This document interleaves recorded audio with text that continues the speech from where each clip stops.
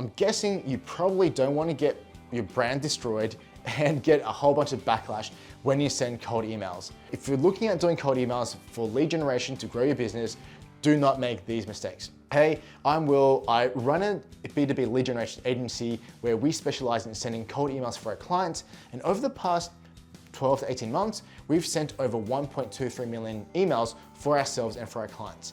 Now, I wanted to share with you the 5 biggest mistakes you can make when it comes to cold emails that are probably gonna damage your business, destroy your brand, and annoy a lot of people. When I get asked from clients or people we talk to, hey, how do you write your emails? How do you get 80 to 90% open rates and 20 to 30 to 40% reply rates?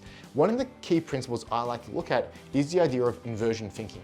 So this was something that Charlie Munger is a big proponent of, and so I kind of found out about it through Alex Hormozi, through Charlie Munger.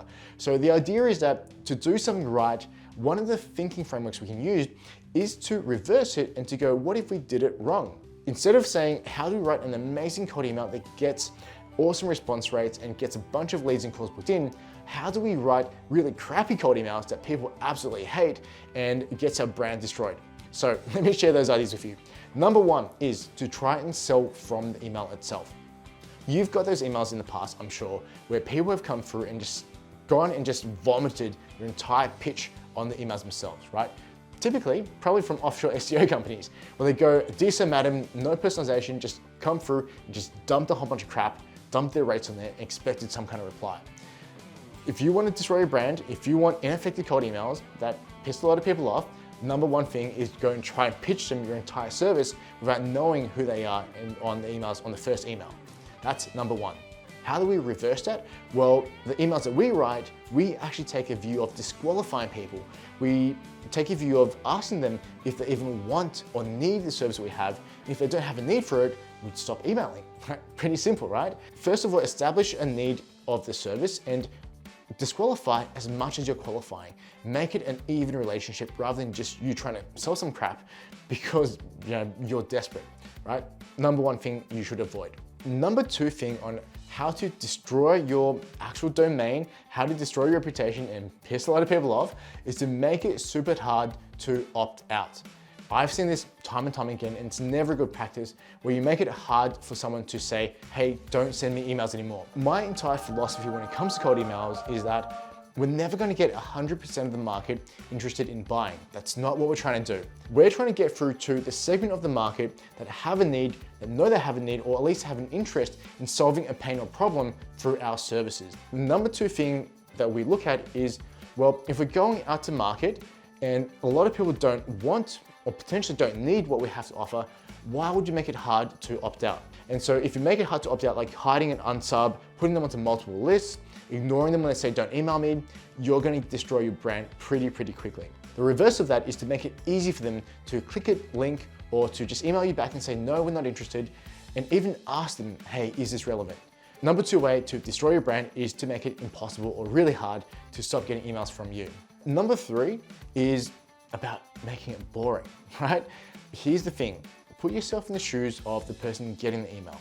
They're busy, they've got a million things going on, they've got fires they've got to put out. One way to really annoy them is to have them click on your email and to make it, first of all, deceptive, right? Where the email actually doesn't link up to the subject line. And secondly, to make it boring or irrelevant. If you really want to get bad results with your cold email, do that. Make it irrelevant, have the subject line have nothing to do with the body copy, so you trick them into opening the email, and then make the body copy super boring. The reverse of that, if you want great emails, is to have the subject line actually be relevant to what you want to say, and to put your own personality into the emails and make it interesting and easy to read. That was point 3.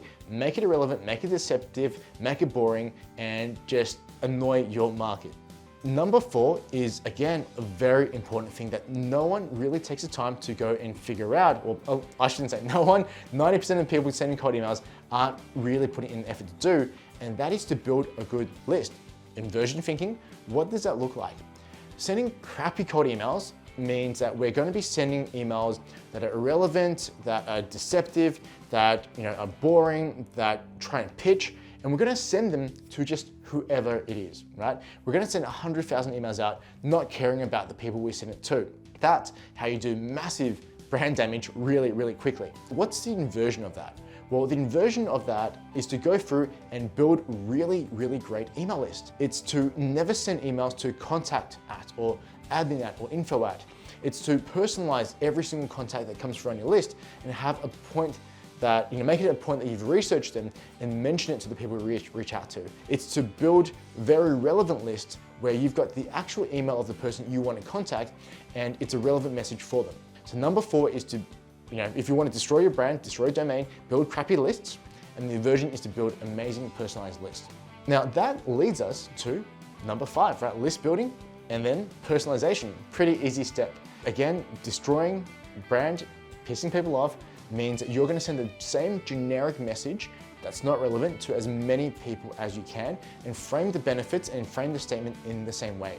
Again, what is the inversion? Well, the inversion is to really take your message and hone it to certain personalities.